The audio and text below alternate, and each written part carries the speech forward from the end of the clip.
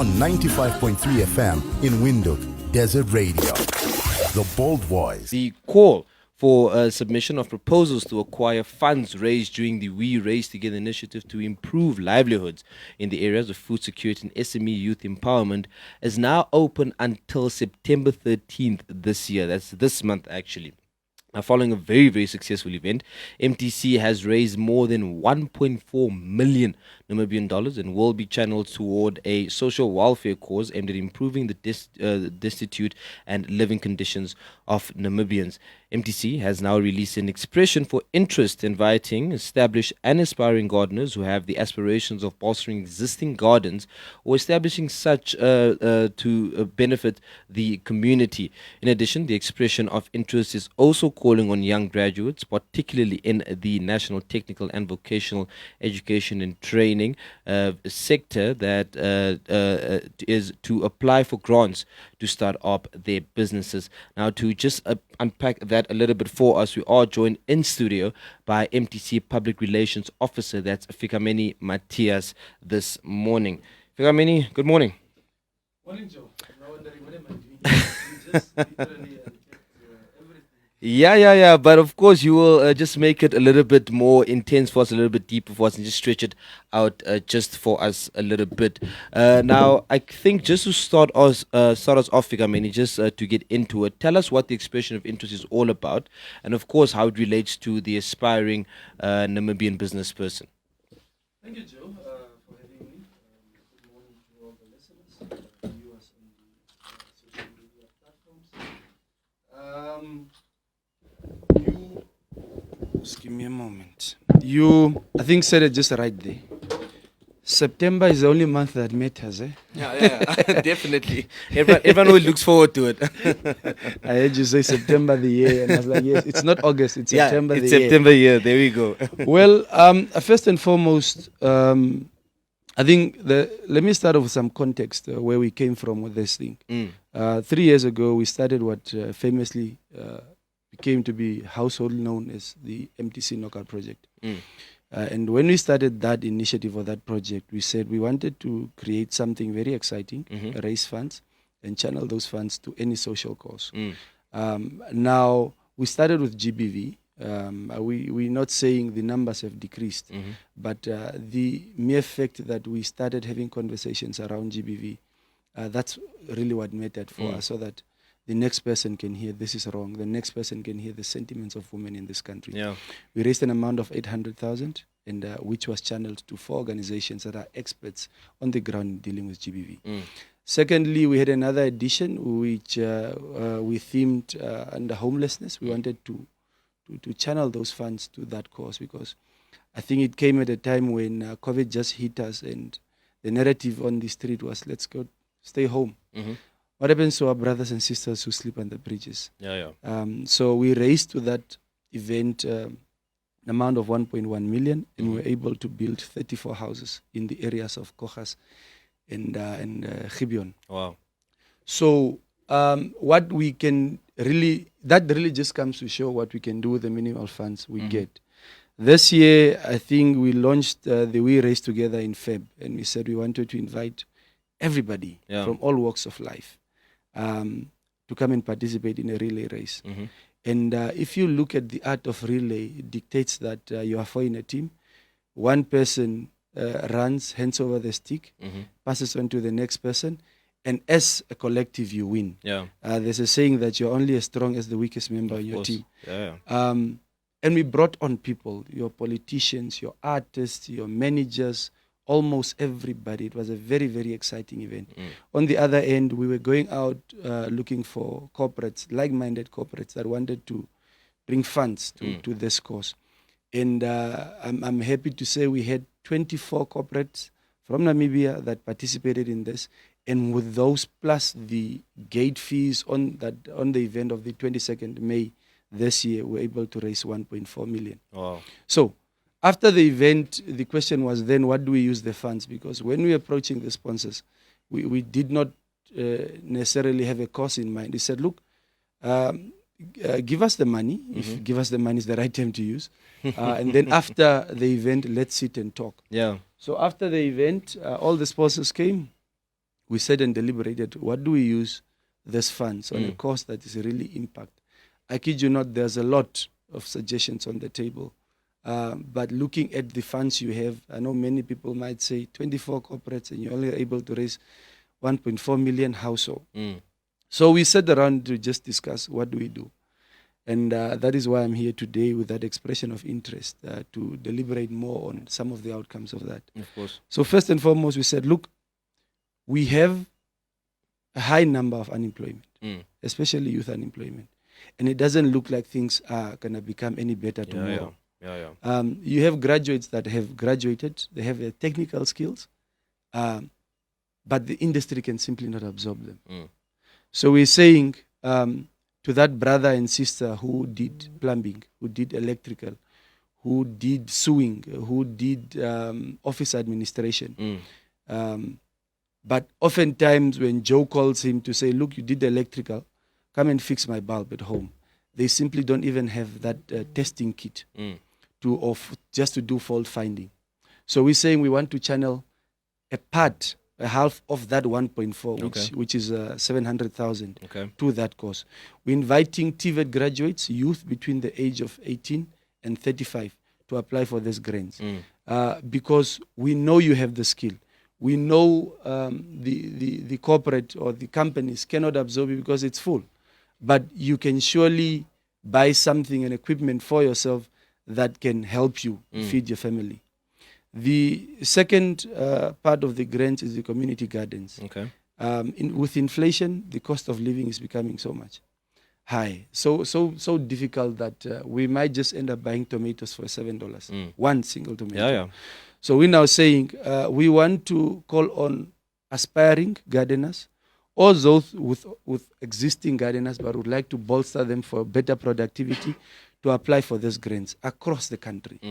But at the center of it, this community garden as such must benefit the community, where you now say part of my production from my garden, I will channel it to a school. I will channel it to a vulnerable community. I will channel it to somebody in society who cannot make ends meet for themselves, and as such make things really easier. So those are the two aspects of it, really. Look, you have singled out vocational training students, which is the one part, right? Which is what I want to focus on. Look, you have explained to a certain degree on why specifically, but speaking about youth unemployment, there are so many unemployed young people in various sectors, right? Is there some form of provision that's going to be made for them as well, or is it focused now specifically just on these vocational training students? At the moment, it's just for TVET graduates,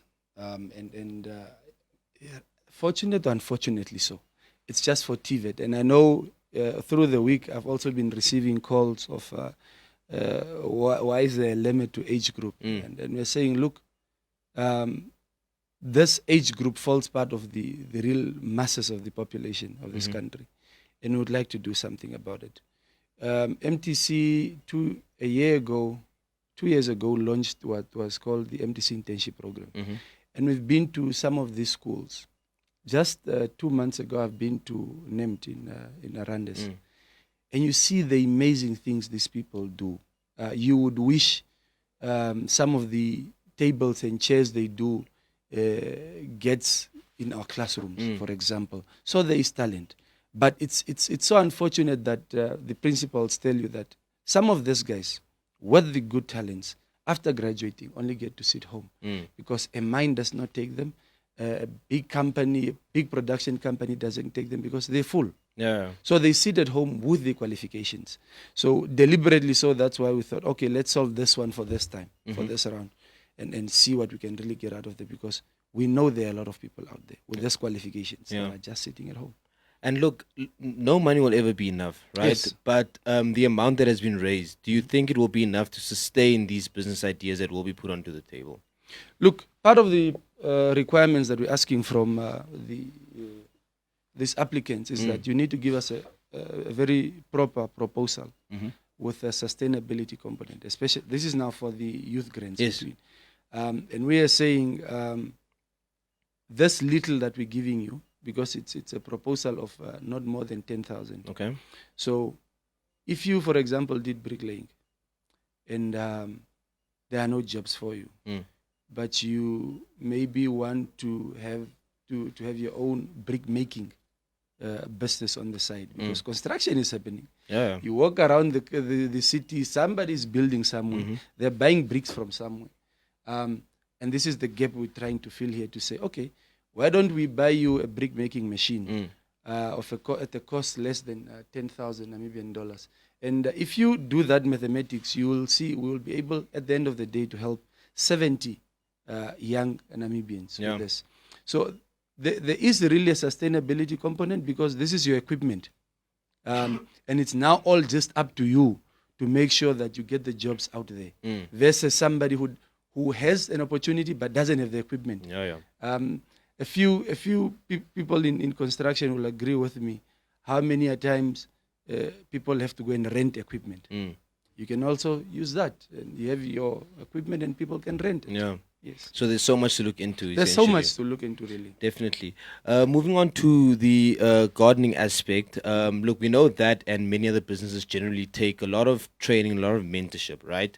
And I think the one thing, especially over this year, that Namibians have been focusing on is the issue of financial literacy, right?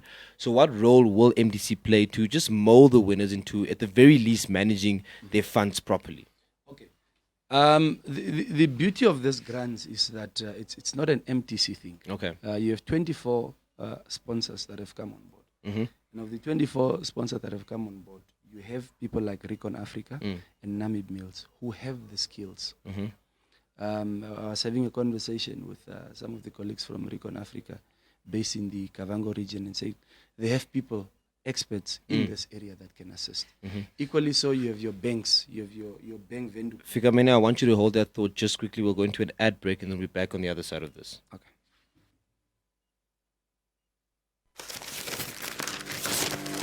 Get a copy of your favorite daily newspaper, The Namibian, for just $5 Namibian. $5 Namibian. For this affordable price, you can get the best news, current affairs, analysis, sports, and entertainment content. The Namibian, still telling it like it is. This is Desert Radio.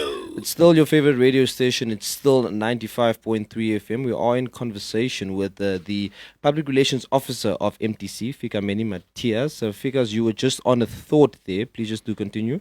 Yes, I was saying part of the partners or sponsors that are on board, you have the banks, you have the guys that are really on the ground doing these things. So there will be some sort of mentorship. And also what we're looking forward to in those proposals is somebody who demonstrates just an aspect of willingness. We know we're not all aspects. Running a backyard garden doesn't make you a specialist necessarily. But you have at least started somewhere. You have some basic understanding that plants need to be watered, plants need manure and all that. So we will be scrutinizing those proposals very well. But alongside that, once the grants are handed over, there will be some sort of mentorship to just make sure that these people really use the funds for what it is and are able to maintain. Okay, that's encouraging. So you're just not leaving them in the deep end. No. All right. And then this initiative, is it an annual thing? Is it a once-off thing? How's that going to play out? I would like to say it's an annual thing, because it falls part of an event that's annual. Next year we'll have something very exciting, different from this one. We will raise funds, and I cannot say where those funds will be channeled to, because we will have to sit down again with the corporate so that we deliberate on where this funds going to go. So at the moment it's a once-off. So for those listening, grab this with both hands, because it might come back, it might not come back, but it's an opportunity that we feel it's life impacting. We did something, and we trust that those applicants are really going to use this opportunity to change their lives. I want to draw on something you said there. You said for those listening, right? We do know that, excuse me, in the country, not everyone has access to conventional media, right? Yes. Some may be listening to the radio station now, some may be watching on Facebook, some may not know about this at all because they're sitting in Tinsabes without a radio, without a TV, without a phone for social media. How are you guys making sure that this information is disseminated to those quote-unquote marginalized communities and people who, might qualify for this but don't have the access necessarily to be informed about this? I think part of any project's marketing strategy, that's one question that is at the top of every marketer to make sure that the information gets on the laps of the right people. We've started with the radio interviews in if not all vernaculars in this country to make sure that this message is out. MTC, as much as with so much technology, we have tried really much to just make sure that this message is on our social media platforms. We've written press releases and all that. But I think a week into when we started with this expression of interest, I've been receiving calls and I'm seeing a trend that these calls are particularly just from a few regions. So what we've done is we've then set the expression of interest to the regional offices to then disseminate the information to the youth groups and everybody in the region. And I think as much as we're trying, we at least at the end want to be assured that every part of this country has received this message and everybody gets a fair time, fair chance to really participate. All right, and then I think also another important question that people, really want to know about is deadline for submission for this expression of interest. The deadline is on the 13th September. We're asking everybody, those that have access to social media, to visit the MTC page. The expression of interest is on the page. The requirements are explicitly put there and how to submit. There is no form. I've been receiving a lot of calls if there's a form to fill in. You write a proposal and motivate your case. Please attach quotations on the equipment you need. For example, a garden. You will need pipes, shading net, the water tanks and all that. Attach a quotation of equipment not more than 70,000. Equally so with the youth grants for the TVET graduates. Attach a quotation of the equipment you want of not more than 10,000. And then email those submissions to my email, which is fmathias@mtc.com.na. Alternatively, if there are any queries, the applicants could call me on my office line. That's 061 280 2024. 061 280 2024. And we can have another conversation about that. Well, guys, you heard it there. Deadline for submissions, 13 September this year, of course. And it's literally all about MTC releasing an expression of interest, inviting established and aspiring gardeners who have the aspirations of bolstering existing gardens or establishing such benefits to the community. In addition, another expression of interest to call on young graduates, particularly in the TVET sector, that's the National Technical and Vocational Education and Training sector, to apply for grants to start up their businesses. I think it's a beautiful thing that MTC is doing. Because we are running just a bit out of time, perhaps any parting words, any last information that you think is vital? Last words, I would just like to thank the corporates that have come on board. There are 24. I don't want to mention all of them. It's a long list. But my message to the listeners and Namibians out there is that this is an opportunity for you. Please grab it. Make sure that you apply, motivate your case. I know Namibians, we have a tendency at the end when we award the applicants, there will be complaints of, no, why is it only this guys, why is it only this guys? Please apply. Those guys that are seeing it have already started. My emails have been flooded with those submissions. So I'm really asking all Namibians out there to grab this opportunity because this might just be that one life-changing opportunity for you. You heard it there. Fikameni's email is already flooded. You can flood it even more by sending in your submissions. Please do that. You have until the 13th of September. Wonderful, wonderful initiative.